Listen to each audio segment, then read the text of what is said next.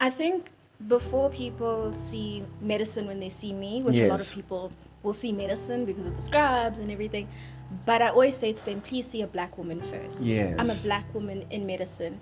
See my blackness and see that I'm a woman. I don't think hypersexuality, calling it out, automatically makes you someone who sides with purity culture, because, right? And I literally had to even delete a video that I made Yeah. calling out hypersexuality because what happened? Because I think they're two sides of the same coin.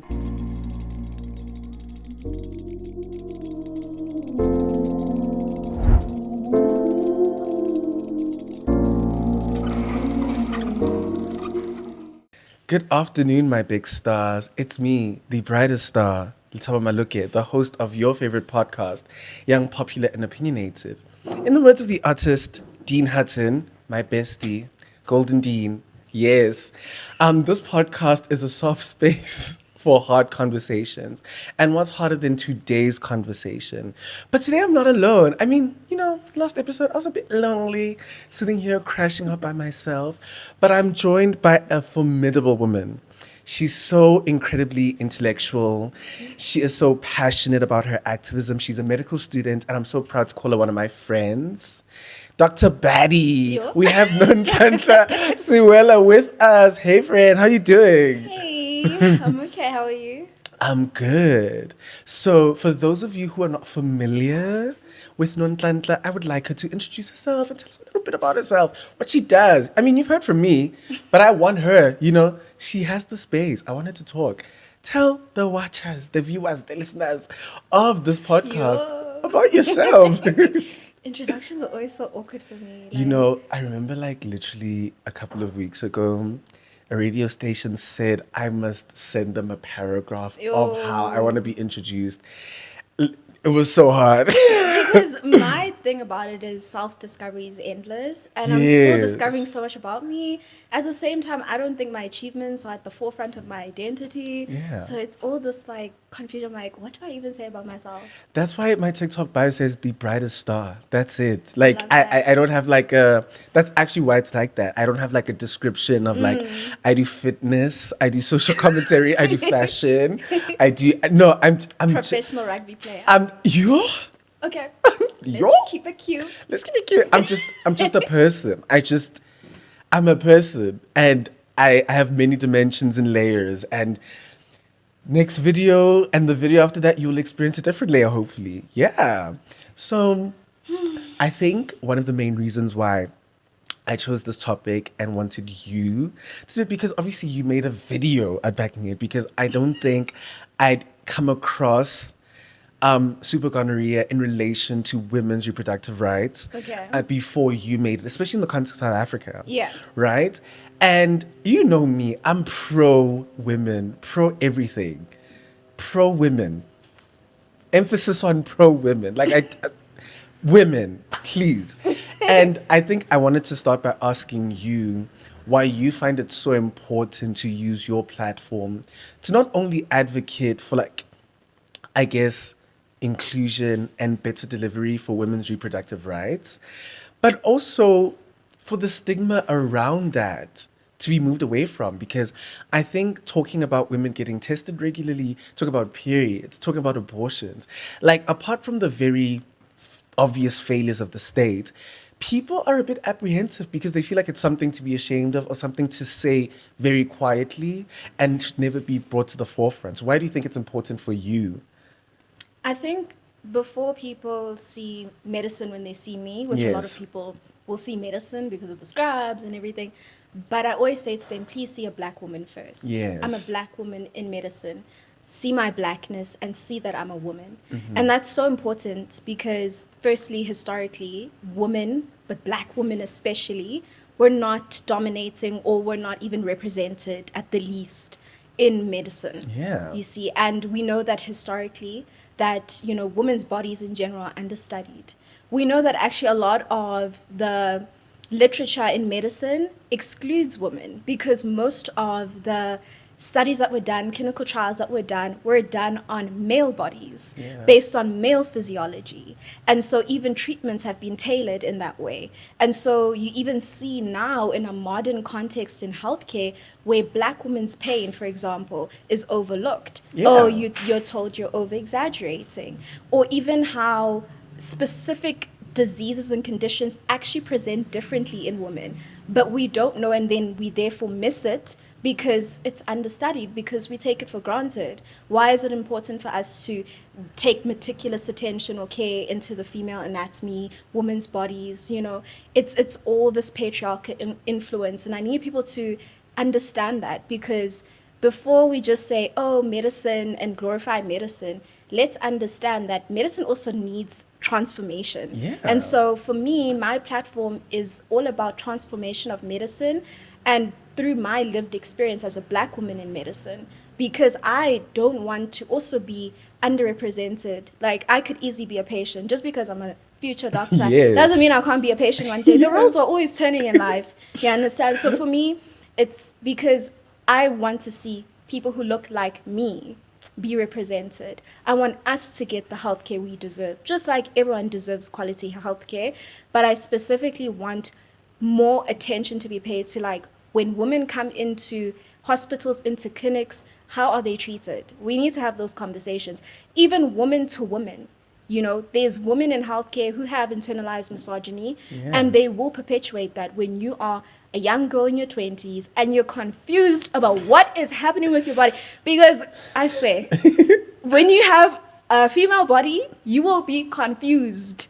And you need that reassurance. You need people who will not overlook that.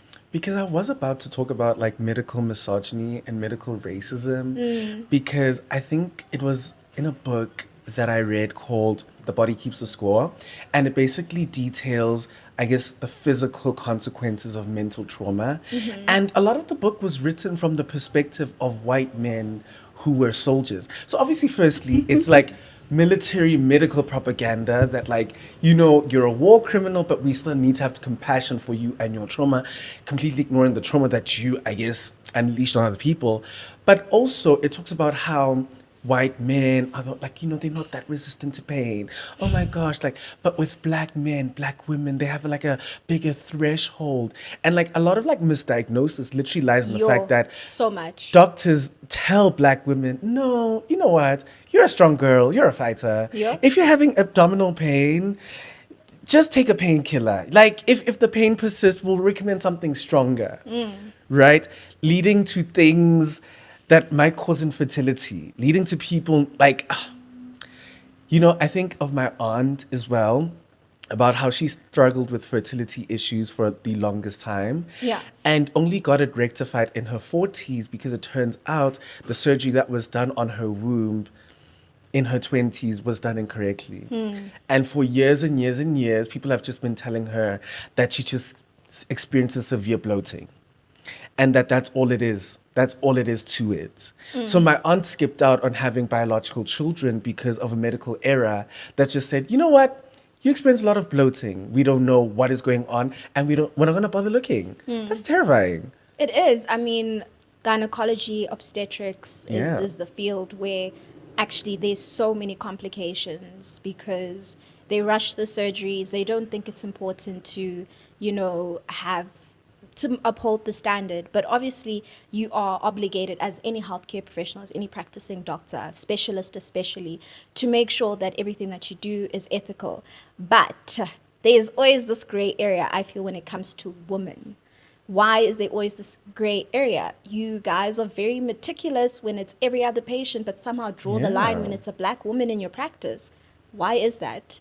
And the fact that it's okay when complications happen to women. It's okay. Like, they're not afraid enough. Yeah. That's my thing. They're not, like, they're afraid of being sued, but, oh, she's a poor black woman. I don't think she's likely to sue me. So, you know, and also, Yeah. like, we also tend to be more vulnerable too, because we are underrepresented. So you don't have many places to turn to. So that makes you more vulnerable. And I wanted to ask, like, next thing. So obviously you're from KZN, right?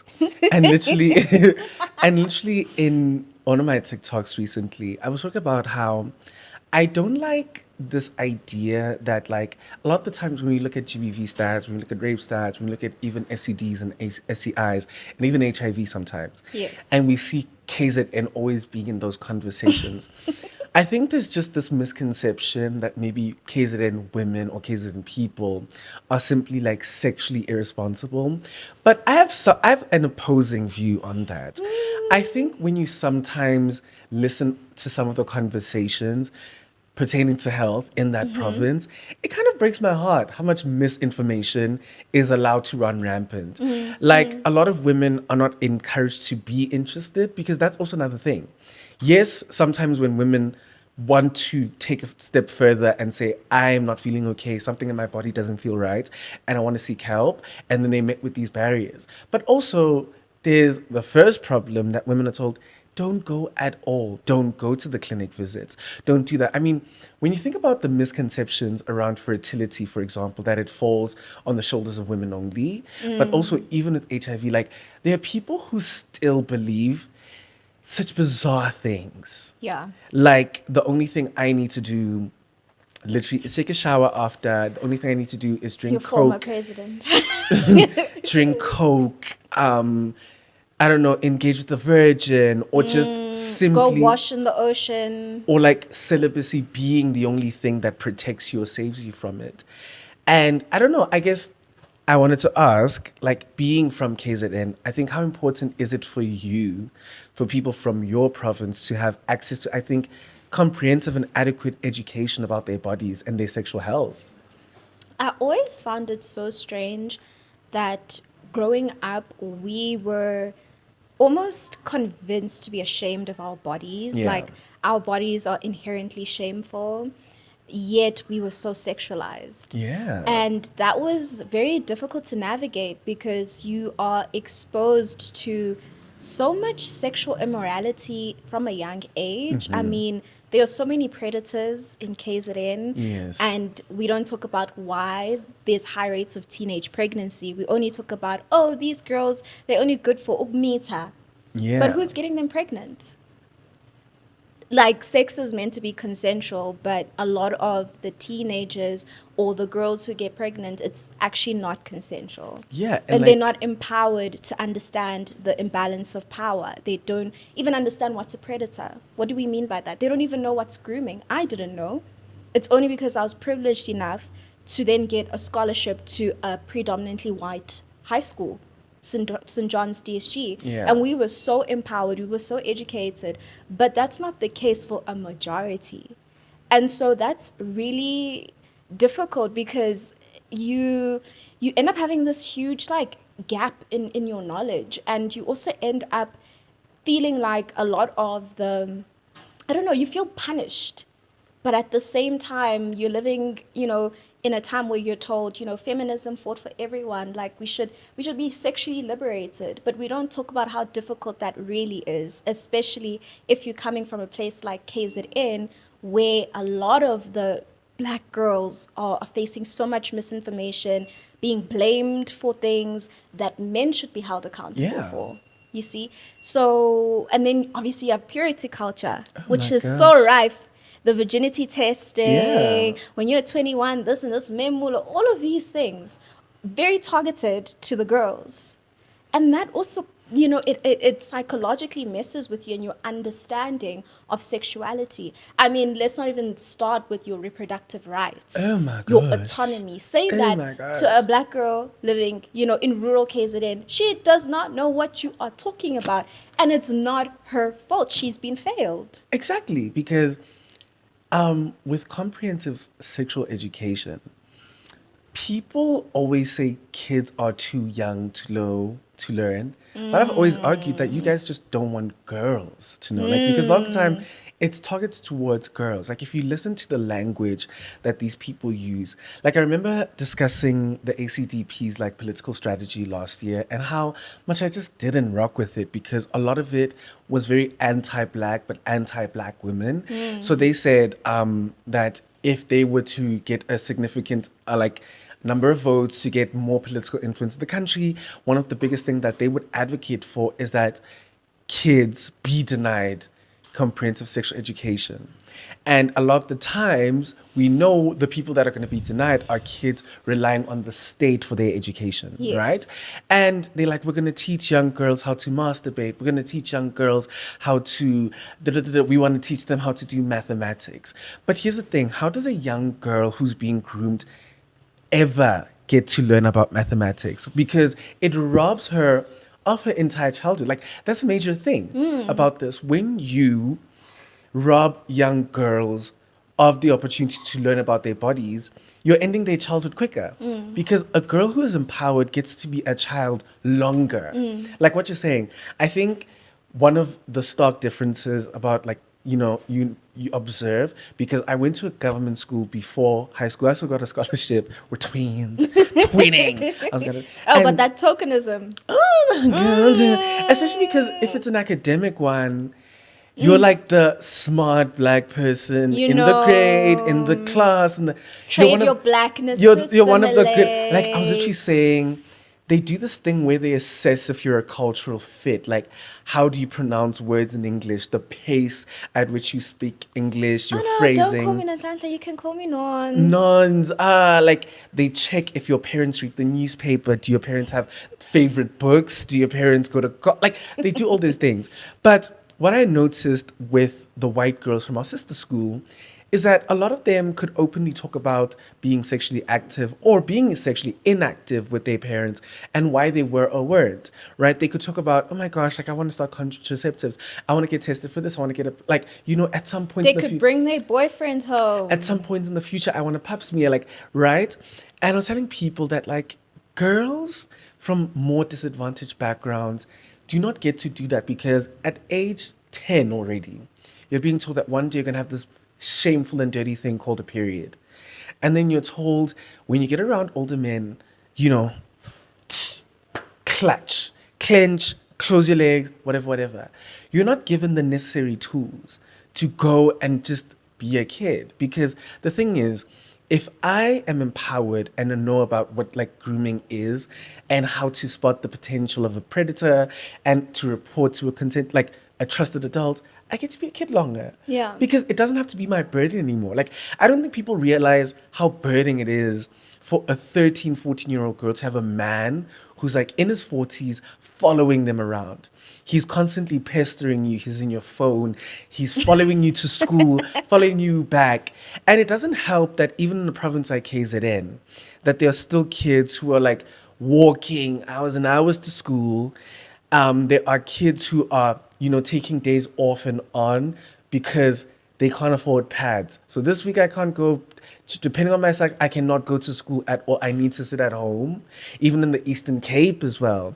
And when you now are being groomed by this older man who's like, well, if you give me access to your body and, well, I can help you buy pads, I can, whatever. It seems like a fair trade to you. And I think even in that moment, young girls are not taught about sex as something that they should be willing participants in, but it becomes an act of, like, war, and, like, sorry to be, like, talking too much, but, like, I was listening to this other podcast where they were talking about female rappers, and I think it's going to tie very well into our conversation about hypersexuality within our generation, where they said a lot of, like, the female rappers and male rappers alike, the way they engage in sexual conversations and topics, something that's very interesting is that for a lot of them, you can see that they used sex to bargain and to, like, get away from situations. So you used Cardi B, like, as an example. And I love Cardi, and I think she is sexually empowered. Like, I don't think there's anything about her that is sideways. But he was like, Cardi B, from the way she speaks about, I can do this for a man, I can do this for a man sexually, and you consider her history, it's like she grew up in abject poverty, and from a long history of being sexualized by older men, she's had to use sex, even if she wasn't overtly engaging in penetrative sex, to get to eat, to be safe. Yeah. And so it's the same kind of thing where young black girls are being told, well, at age 12, you're living in poverty, this older man, you should be ashamed of being a sexual being. However, if this older man comes into your life and offers you this benefit, blah, blah, blah, whatever. And I'm just like, it's tough, man. It's tough, and But what I always say is people often like to evade having important conversations by saying, but it's too complex, but it's too deep. And then you guys never have the important conversations. They have to start somewhere. I mean, the patients that I see, simply asking the patient, what do you understand by this? What do you think Exactly. is wrong? You can actually gauge where their sexual education is at without even directly interrogating them, making them feel like it's their fault or making it seem like such a complex question. I think people tend to do that just because they want to keep black girls or girls trapped. They actually, I mean, you know, predators thrive in environments of shame and environments Yeah. of secrecy. And so the less you know, the less you're going to talk about it. And also, if people convince you it's shameful, you're going to keep it to yourself. And so you don't have anyone to bounce off of and have some sort of discerning Exactly. voice, you know, trying to guide you. I mean, like a lot of girls in general, it's not even just, you know, disadvantaged girls. A lot of girls in general will tell you that, like, the craziest thing that can happen to you is like when you're 19 and then you like meet that one man who you thought was the love of your life, and then you're like now like, you know, Scary. 20, 23, 24, 25, and you're like, wait, that was actually grooming. It Wait, that was. was actually sexual assault. Because you actually often don't know the difference. And do you know how many victims they are that it's just not documented? Because, oh, it wasn't just overt like forced penetration. There's a whole range to this. Just like, you know, sexuality is a spectrum, and being a sexual being doesn't look in a certain way either, you And know? consent is still being Yes, developed as like a concept in South exactly. Africa, especially because when you look at how other rape laws in other countries are being handled, you'll realize that for a lot of them, it has to be this thing in a dingy corner, in an alley. You have to be walking home late at night. You know, you have to be like physically assaulted, and like it must be like this intense forced penetration for it to be considered sexual assault. Whereas here in this country, I think we need to keep advocating for people to understand the complexity of consent and Yes. understand it step by step, break it up into smaller chunks. Because the thing is, I was reading this book and I'm so sad. It was actually here. In like the previous episodes, people will see like it was right here. It's Yeah. called We Are Fucking Here. It's a compilation of queer stories written by African writers and South African writers. And in the book specifically, it speaks about how no that is a yes that is not enthusiastic is a no, right?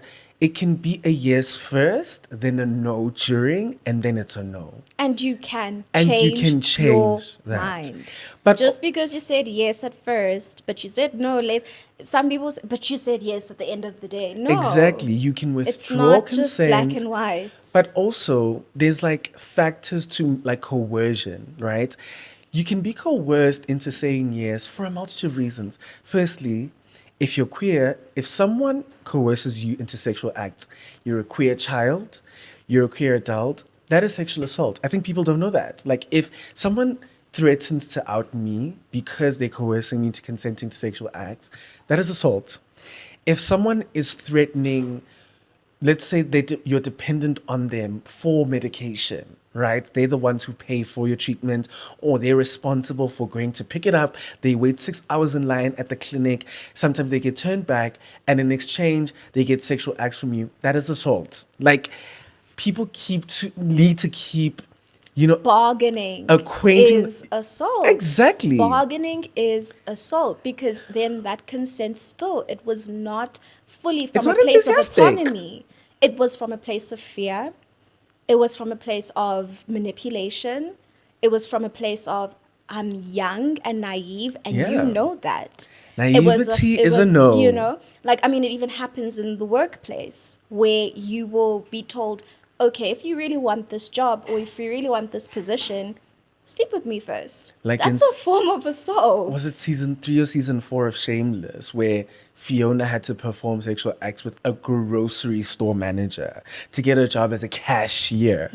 Like, even in a minimum wage job, even though it's a fictional, we know what happens in your life. Even for a minimum wage job, again, back to what I said about Cardi B as well, in that example, that women are groomed so much to bargain using sex. And it's even worse with like the sexualization of young black women, because I think what's so crazy is that because people think that they're sexualizing the bodies of young black women, then therefore those black women are fast and are growing.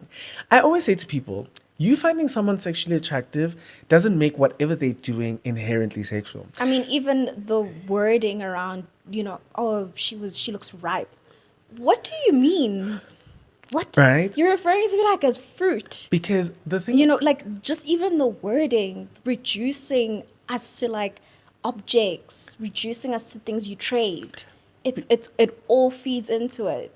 Because the developmental like aspects of consenting to sex are so intense. Because my understanding of my body, my rights, and my ability to say no at 21 versus 19 are two very different things.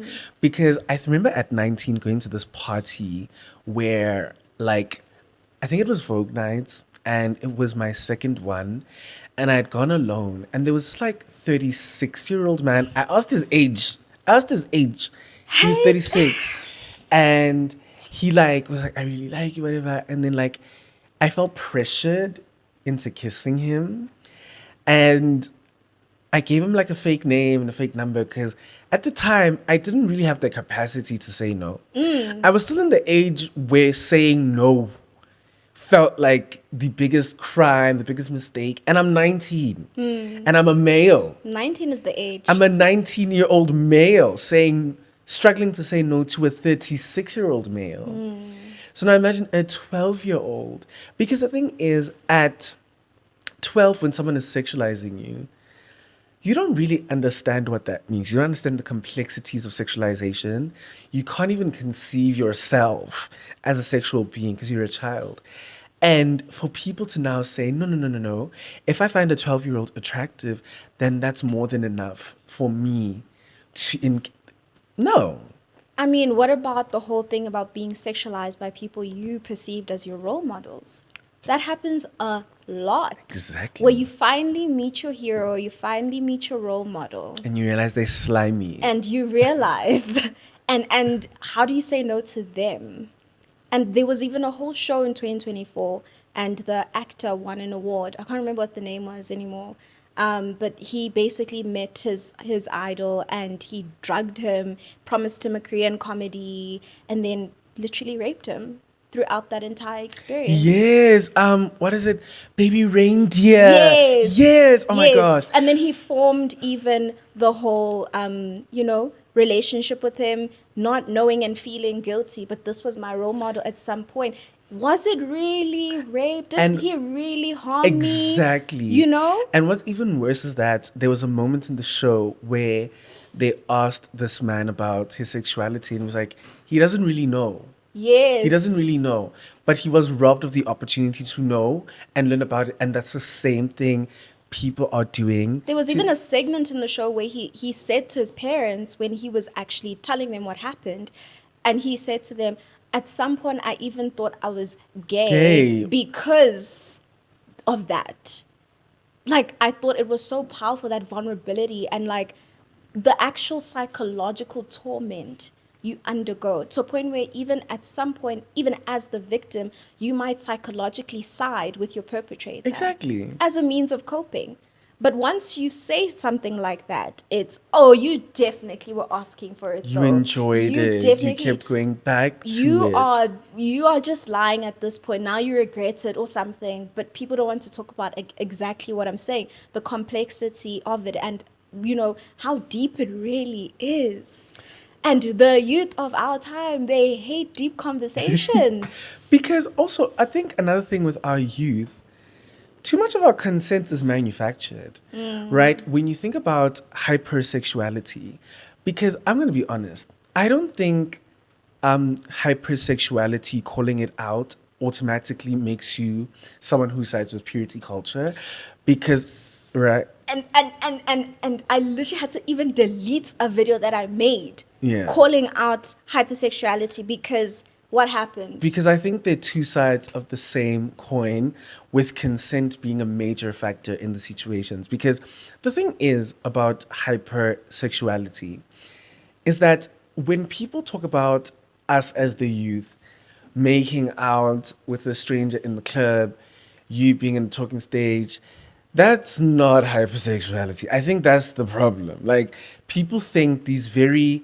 slow level, harmless are acts of hypersexuality. It's like what I said about purity culture. When you guys are in like pushing young girls to act like nuns or whatever, I'm like, guys, you can't say young girls are sex crazy if they're virgins. You can't be sex addicted and a virgin. That's words have meaning. Like, words have meaning. Like, how are you addicted to sex? Like there was actually this one lady, she was huffing and puffing. She's like, these young virgins, they're so addicted. And I was like, girl, like I literally left a comment. I was like, but how are you how are you sexually inactive? I'm like, guys, that's a problem. I think that's a problem with the internet. A lot of these things are hypotheticals, and I think a lot of people struggle to see these concepts playing out in real life. That's why a lot of the time, when you give people a real life example of what you're saying, then they crash out. Like, then they're like, oh my God, like, what are you saying to me? Like, because now that you've painted a picture and they can accurately see it, like, one thing about me, I never back down, never what. Like, if you guys are mad in the comments, you're gonna keep being mad. I don't care, right? I think I care more about Like making my community feel safe. And being misunderstood, do you think so Because too? there was a large portion of my community that felt unsafe because of that video. Because they understand sexual liberation to be something different. Yeah. And then I also heavily was citing my personal Experience. experiences of hypersexuality. Like, I even mentioned things like, I just think people also overlook the spiritual implications of exchanging with so many energies. But we're not all of that Spiritually leaning, religiously even. and not even religious, Religious. but just talking about the exchange. People just were like, no, but that's still based on religion. No, but the fact that such a huge portion of my community felt unsafe was the reason why I said, you know what, I'll take the opportunity to just maybe rethink this. Okay. Maybe separate myself from this and understand why it's made people feel unsafe. Yeah. But I still think that, again, shutting down other people's experiences of sexuality is also a form of regression. Yeah, it that is. we don't talk about. It is. Some are valid and some aren't. Like, you have to be on either side of the spectrum for it to be valid. You're either hypersexual of that whole culture, or you are. I mean, there were lots of conversations on TikTok that were reflecting how people will shut down people's experiences of sexuality, like Defello's video, for example. Yes. And people said, you can't be telling us about the dangers of STIs and sleeping around when you literally are picketeering, whatever, with your boyfriend. You sleeping with him every day. Her video was so... You know, and it was like, guys, what are we trying to say now? Yeah, because it's sounding very much like you guys want trophies in Yes. terms of who is less sexual. Yeah, because you know, what the are thing- you really trying to do here? What, like, the conversation started really Yeah. deviating from, like, what is the point? I- I support educating people about the risks of being promiscuous, because you guys will so often cheerleader people who are hoes. But then when they have the negative experiences, the real health implications, and you guys will comfort those people privately, but then publicly will negate, acknowledging that, and Because- shut down yeah. people when they say, hey guys, maybe it's not as fun as we make it out to be. Because when I made my video about specifically sex work and pornography and how those two industries kind of concern me, like, it's exactly what you were saying. It was like whole Olympics, Virgin Olympics, like very boring, right? But what people didn't understand about what I was trying to get across is that I spoke about hypersexuality in the form of like it taking parts of your life away. So people were misunderstanding what I said. Like, they're like, oh, but we consume pornography recreationally with limits. Sure. Even in my Sure. relationship. Blah, blah. And I was like, I never said anything about that. In your personal capacity. I never said anything about that. With no harm Yes, involved. the example I gave was that firstly, I'm seeing like an observation in firstly Twitter, right? It's made it very accessible, number one. Yeah. But also more and more of your mutuals get comfortable retweeting sexually explicit content. And obviously in that regard, your consent has been manufactured. You think I've consented to seeing this image purely because you and I follow each other, and the stuff that you repost, retweet, whatever lands on my But page. it's actually violating. It's violating. What That's if what I'm a victim of assault? I mean, but I don't Exactly. even have to be a victim for Thank you for you saying to that. understand. You I always say we don't have to live in extremes, that the only reason why I yes. should want sexual boundaries is because I'm either a victim of rape or because I haven't experienced it at all. There's so many things that happen in between that make people feel uncomfortable. But more importantly, people are just allowed to not want to do things because they just whack. And I think for me, in that misunderstanding, they're like, oh, are you saying we should? I'm like, but guys, firstly, I haven't consented to seeing that image. Maybe I've woken up 2 hours ago and I finished my morning routine and then I'm like, okay, let me see what's happening on social media. That's the first thing I see. But Maybe imagine even there are entire studies being done and that have been done in neuroscience on the even effects of on it the on your effects brain. on your brain. How it literally can shrink your Your brain. brain. This is literal medical reputable journals. I Neuroscience. quoted research done by a psychologist. Niggas call me a liar. They were like, they were like, oh please, like, oh please, these psychologists these days, they have nothing better to invest No, in. but there's a They're like, problem in our youth normalization culture. As soon as you guys don't want to have intellectual conversations and you don't want to be constructively criticized or challenged and challenged to be informed in your opinions, you say, no, but guys, we must just normalize. but also No, you the can't just the normalize, death of normalize like, us just looking at porn at any hour of the day, anyhow, you know, from anyone. there were men who were honest and men who were dishonest in my comments. The ones who were honest, shout out to y'all. Like, so obviously I gave that example, right? And I was Yeah. like, firstly, manufacturer consent. I didn't consent to seeing that. Secondly, I was like, thematically, too much of it is being tailored to very extreme fetish, right? Unfortunately, Male guys, like, I'm gaze. like, too much of it is being tailored to fetish. I was like, it's so funny how you guys have these hypotheticals about sex work, but rarely ever listen to sex workers or read studies on sex work. They lived experiences. They lived experiences, like what you just said, that, you know what, you felt like you made your community unsafe because your experience does not encompass every Once, experience. yeah.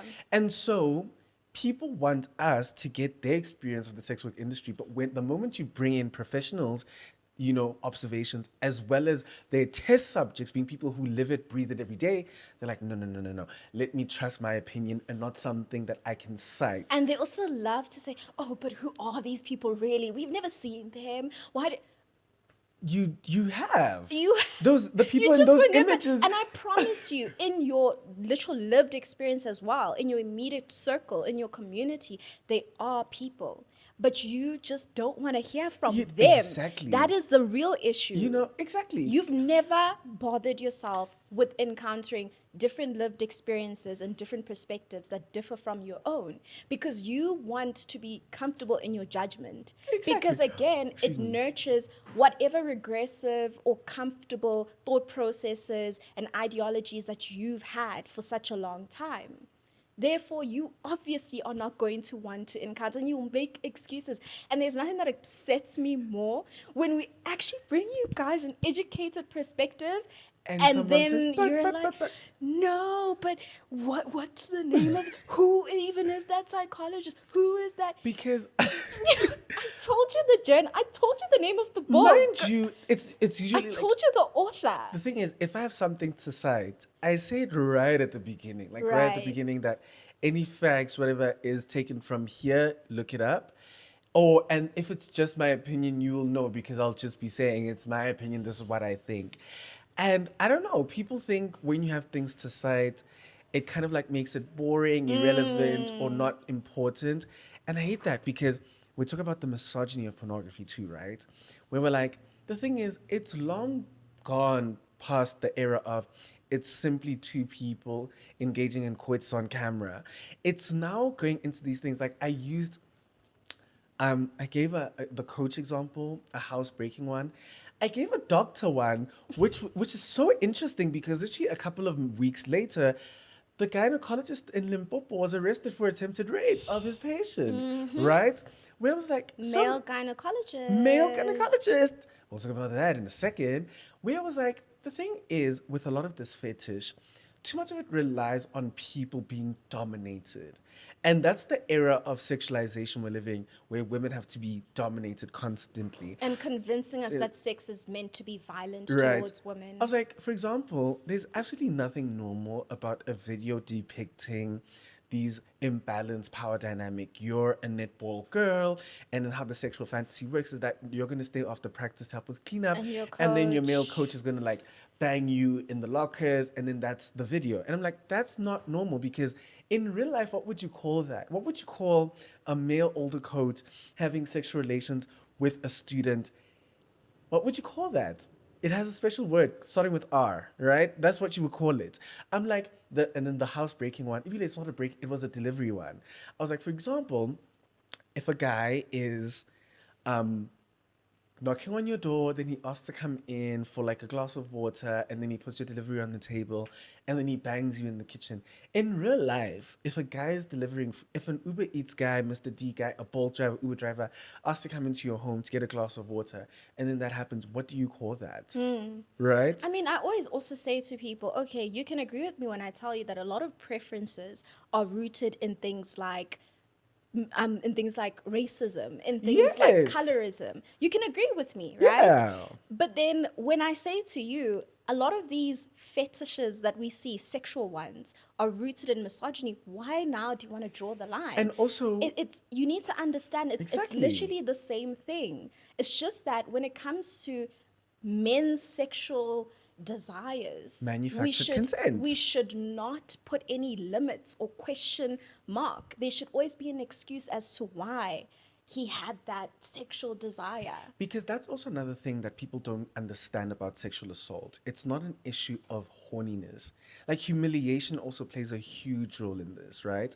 Like it's that's not how it works. Like it's not a I don't have sexual limitations. Like I just can't control myself. Like that's why I did. No, babes. Like it's premeditated. It was very deliberate. It's premeditated. There's definitely a psychological, premeditated thought process.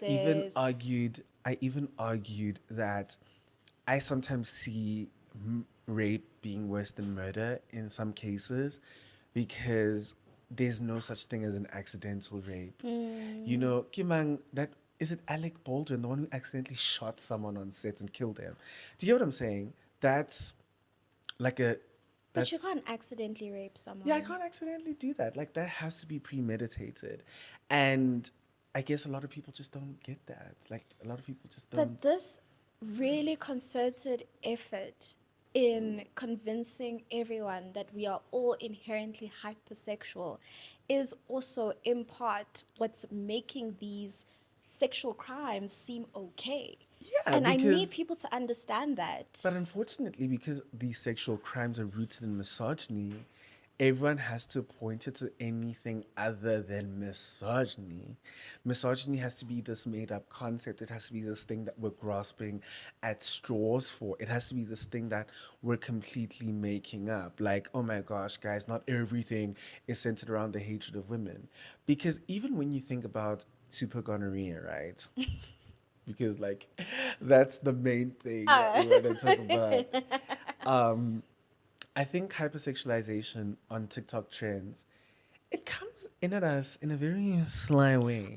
The stickers, or the pictures. What The is stickers, it? You the can now pictures, the language. send pictures Yes. to of your reaction of something. Right. I'm sorry, but I've seen some things that I was like, now hold Girl, like I don't on. wanna girl, I don't wanna see that. Like, okay, the person is attractive, sure, but why is there a picture, sticker, reaction, whatever, of like open legs and very Yeah. sexually suggestive? Are we forgetting that there's kids on this app? Like, some of the things, it's becoming what I always too, say, like- it's for a mature audience, and it's like, You guys don't even care about that anymore. It's like, you know, when kids dance, like when kids are dancing on the app and then adults are bullying them. I'm like, I'd rather kids be dancing on the app than them coming with a mic, going to Rosebank, stopping adults.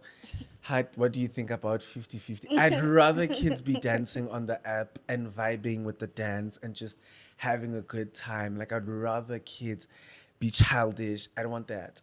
Also, like, I think a huge part, and this is like gonna be here. I wrote it down actually. Okay. Um, I think a huge part of sexual liberation is being sexually responsible, right? Like I can't be pro sex if I'm not pro safe sex and pro, Thank right? you. And the thing is, even with super gonorrhea, the reaction to it on TikTok was very like, people were giggling, you know, people were giggling. And because the thing is, it's an antibiotic resistant infection. And I don't know. I think people try to, I guess, pass the issue onto women very quickly. Because for those people who don't understand at home, what is super gonorrhea? Well, I hope we know what gonorrhea is, but in my video, I try to also, accommodate any other understanding of it. When you're growing up, you were probably taught that it's etrop. Yes. Like in life orientation, in life sciences, if you took life sciences as a subject, it was called etrop. Because literally what happens is you have this irritation down there and you burning urine. Yeah. So that's why it's like etrop, You can't pee properly anymore because you're burning down there. Yeah. And you like, yeah. So super gonorrhea is basically a gonorrhea infection, etrop, and it's resistant to first line treatment, which is your first line antibiotics, because it's a bacterial STI. Yeah. The most common STIs are gonorrhea and chlamydia. And then in our context, actually HPV, which is another one that a lot of people don't know about because it so often causes cervical cancer in women. And Yeah. anything that has adverse health outcomes for women is often not known a lot about. But men are obviously the main carriers. Yeah. But back to super gonorrhea, basically because so many people get infected, then reinfected every single year and use antibiotics over and over again, you become resistant. Why? Because the bacteria learns how to fight this infection because you keep getting it. And that is also why when we say let's be pro safe sex, it's not because we are calling you isfebe. Yes. It's because we actually trying to protect you.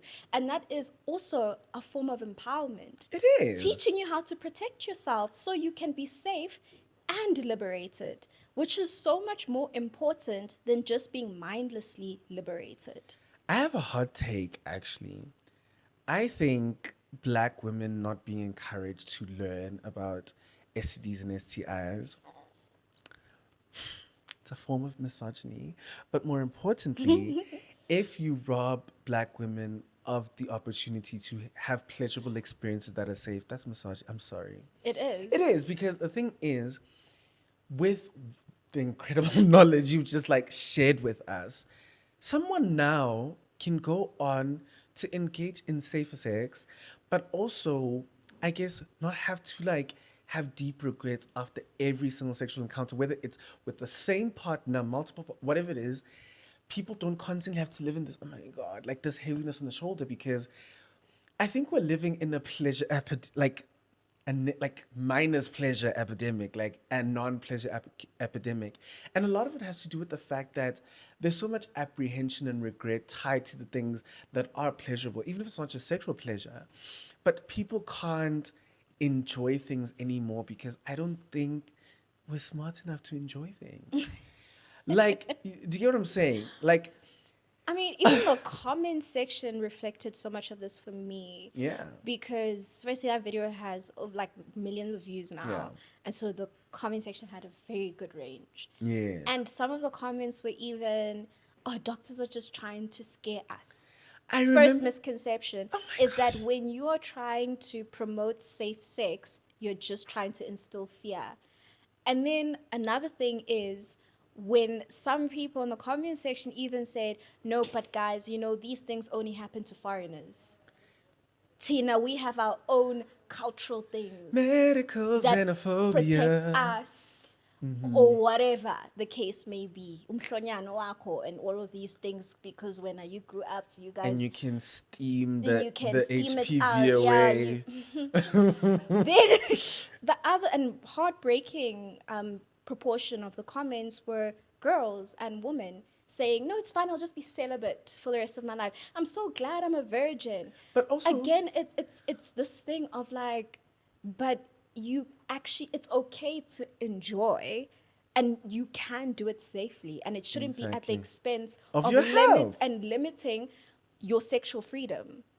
You don't have to limit your sexual because freedom. it frees you to be Exactly. informed, to So be it empowered. gives you the subconscious thought process that, oh, no wonder why they told us in religion, they told us growing up that we should not be sexual, because look, it comes with all of these punishments.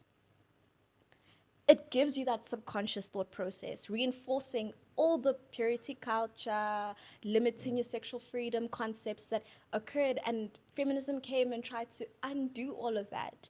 But people don't want to talk about also the aspect of feminism. Like, for example, in the 70s and the 80s, women during that time said, we want colleges that are founded by women and are studying specifically women's medicine, because we want to be able to empower women in terms of learning about their bodies and also how to be safe in their bodies from a health perspective. Because you can't just say to someone, I'm giving you reproductive rights, I'm giving you sexual freedom. But what does that But mean? what does that really mean in practice? Give me a real life scenario where this actually means something to me. And something that a lot of us overlook is being empowered with the sexual knowledge. Being told, I mean, I have a lot of girls and women who actually DM me on the daily, Yeah. asking me questions like, so this started happening to me. I was sexually active with this boy, or I was sexually active with this woman, and this happened to me. I'm so confused. I'm so sorry to be this person. I'm so Yeah. sorry to be so explicit. And I'm like, if you even want to go into detail, please do. Because this, again, we're so ashamed and afraid, and that's actually such a disadvantage to you, because now you don't even know how to stay safe. Because even with me, I actually had a surgery and when I was like 10, right? So when I used to like pee around that age, like there would be like blood and it was very like uncomfortable. Sure. And I didn't really understand what the hell was going on. And then I told my mom, and I'm grateful for medical aid. Shout out Benita's dog. Sponsor this episode. What's the next episode? And it turns out my left testicle had kind of like moved up the scrotum and wasn't in the right place and had to surgically be put back in place. Right? Which happens to a lot of of boys. which happens to a lot of boys. Yeah. But when I said that on TikTok, men in the comment section were saying that's not true. I completely made that up. I mean, there was another video, which I mean, but it's about menstruation, where I actually made a video again. I'm telling girls that always pads uses chemically abrasive, constituents to make their pads. Yeah. And that's why so many women have adverse reactions. And a lot of women in the comments were like, this has been happening to me for so long, and I just thought it was me. And then again, another girl made a video where she's like, guys, look, let me actually show you. She opened up the pad and was like, look at this. Look at these things. It looks like mold. Exactly. And then there were guys in the comments and they were like, no, but you didn't have to open the pad and actually show us. No. You didn't have to tell us you were menstruating for how long and this and that. And this is like my biggest beef. I'm not sure if you saw when men were pretending to know what ovulation is, where they were like, we can smell ovulation from a mile away. They don't even know And the we're like- difference between luteal phase, ovulation, menstruation. And we're like- ask them what happens during menstruation. Better Ask they can like smell the actual ovulation to me. biological process that's occurring. Ask To them. me, they just think women get moody and want chocolate. They That's don't even it. know the That's difference it. between a uterus, fallopian tubes, ovaries. I'm not wearing They it don't know the today. difference between the vagina and vulva. It's the same. It's all the same. I'm not wearing it today, but I have this like, this like brooch, and it's the female reproductive system. I should have worn it. It's just that it wouldn't hang. Like it wouldn't hang. And it has the different parts, and they're like pearls, right? Like the fallopian tubes, like right at the end, are like pearls, and it's pretty. I want to hold it one of these days. Agitate them. One of these days. And be like, guys, what is this? One of these days, I'm gonna take it to TikTok. I'm gonna hold it and be like, guys, I'll give you 100 rand. Actually, if you can, without googling on the spot. That's an idea for the Rosebank interviews. How about we offer you guys money for you guys to label the female anatomy for us? Yeah, like for 1,000 rand. Literally. Give me a detailed breakdown of female anatomy right now. They even did the same thing. Another girl said, okay, since now there's this whole saga and all these pads are being exposed, you can use a menstrual cup. She so beautifully demonstrated, had the menstrual cup, how to use it, how to clean it, everything. There were girls in the comments like, but then this is going to open my vagina too much. It's not going to be tight anymore. All these comments, it's like, but men are telling you that. Men are telling you about your own bodies. You are even shaming your own menstrual products. Because of Do you know how like radical it was for menstrual cups to be made for African women fighting period poverty? Because they literally, you can clean them, you can have them for a long time, you don't have to keep on buying, like when you have to buy pads over and over, you have something that you can keep for a long time, and it's so affordable and accessible too. I feel like... So, like, bashing that based on what men told you, you don't even know what it's done for women facing period poverty. That's crazy. Do you know how crazy that is? You know what? This has just given me an idea. For the next one, we need to have you back at some point because unfortunately our hour is up. I know. Our hour is up. So much. And like I feel like there's so much to talk about. Yo. But I'm so grateful that you came and that we had you. Thank you for having me. Even though I got chowed by my surgery exam today. Oh no, don't worry, girl. We got you. We're with you in spirit. Like everyone at Young Popular and Opinionated is gonna manifest a good grade for you. Please. And I always say this, if they just ask me about women's health, women's medicine. Because I was thinking about like a reoccurring guest or reoccurring topic. And I think this one is needed. Even if it's like a different thing next time, it's fine. Like, even if it's next year, it's fine. It's fine.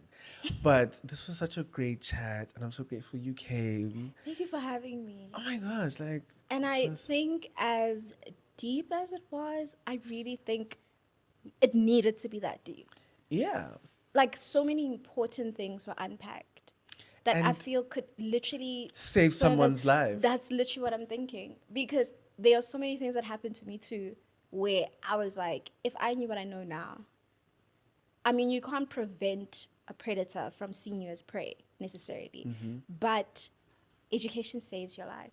It really does. Knowing something, anything, even just from even someone who looks like you, telling you that this happened to me, we have the same body. Exactly. It can literally save you.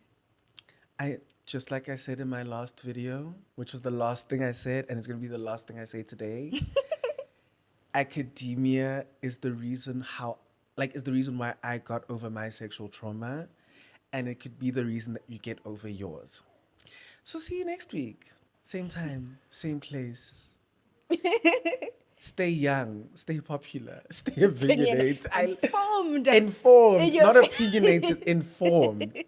Bye, guys. You're allowed to be opinionated. I'm like...